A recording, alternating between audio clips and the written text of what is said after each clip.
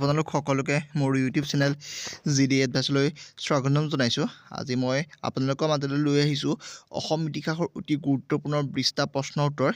সেয়েহে মোৰ ভিডিঅ'টো সকলোৱে শেষলৈকে চাব বুলি আশা কৰিলোঁ। আহকচোন আলোচনা কৰা আজি সেই বিশেষ প্ৰশ্নসমূহ।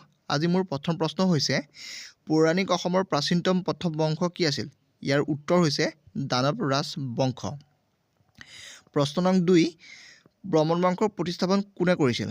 ইয়াৰ প্ৰশ্নৰ উত্তৰ হৈছে পুষ্য বৰ্মনে। প্ৰশ্ন নং 3, পূব ভাৰতৰ ৰজা বুলি কোনজন ৰজাক অভিহিত কৰা হয়? ইয়াৰ উত্তৰ হৈছে ভাস্কৰ বৰ্মনক অভিহিত কৰা হয়। প্ৰশ্ন নং 4, পাল ৰাজবংশৰ প্ৰতিষ্ঠাপক কোন আছিল? ইয়াৰ উত্তৰ হৈছে ব্ৰহ্মপাল। প্ৰশ্ন নং 5, চুকাফাই কিমান চনত আহোম ৰাজবংশ প্ৰতিষ্ঠা কৰিছিল? ইয়াৰ উত্তৰ হৈছে 1228 খ্ৰীষ্টাব্দত। প্ৰশ্ন নং 6, শৰাইঘাটৰ যুদ্ধ কিমান চনত হৈছিল? ইয়াৰ উত্তৰ হৈছে 1671 চনত।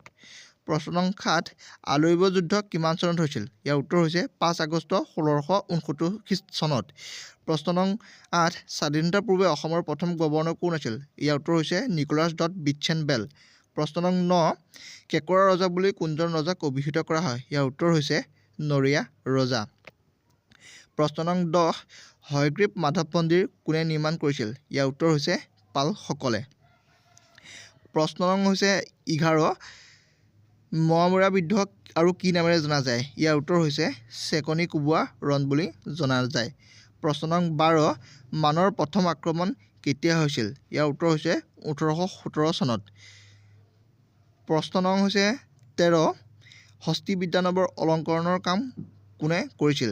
ইয়াৰ উত্তৰ হৈছে দিলবৰ আৰু দুচাই। প্ৰশ্ন নং 14, বিখ্যাত নাটক শংখচূড় বধ কাব্যখন কোনে ৰচনা কৰিছিল? ইয়াৰ উত্তৰ হৈছে কবিৰাজ চক্ৰৱৰ্তীয়ে ৰচনা কৰিছিল। প্ৰশ্ন নং 15, প্ৰতাপ বল্লভ উপাধি কোন বৰফুকনক প্ৰদান কৰা হৈছিল? ইয়াৰ উত্তৰ হৈছে কলীয়া ভোমোৰা বৰফুকনক প্ৰদান কৰা হৈছিল। প্ৰশ্ন নং হৈছে 16, অসমৰ প্ৰথম কৃষক বিদ্ৰোহ আন্দোলন কেতিয়া হৈছিল? ইয়াৰ উত্তৰ হৈছে 1861 চনত। প্ৰশ্ন নং 17, কোচ ৰাজ্যৰ প্ৰতিষ্ঠা কোনে কৰিছিল? ইয়াৰ উত্তৰ হৈছে বিশ্বসিংহই কৰিছিল। প্ৰশ্ন নং 18, কছাৰী ৰজাসকলৰ শেষৰজন ৰজা কোন আছিল? ইয়াৰ উত্তৰ হৈছে গোবিন্দ চন্দ্ৰ। প্ৰশ্ন নং 19, প্ৰমত্ত সিংহৰ আহোম নাম কি আছিল? ইয়াৰ উত্তৰ হৈছে চুনেনফা আছিল।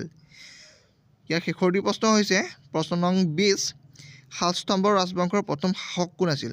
ইয়াৰ উত্তৰ হৈছে শ্ৰীহৰ্ষ অথবা হৰ্ষদেৱ। ধন্যবাদ। মোৰ চেনেলটোলৈ যদি আপোনালোক প্ৰথম আহিছে, প্লিজ চেনেলটো লাইক, কমেণ্ট আৰু ছাবস্ক্ৰাইব কৰি দিবলৈ আশা কৰিলোঁ। ধন্যবাদ।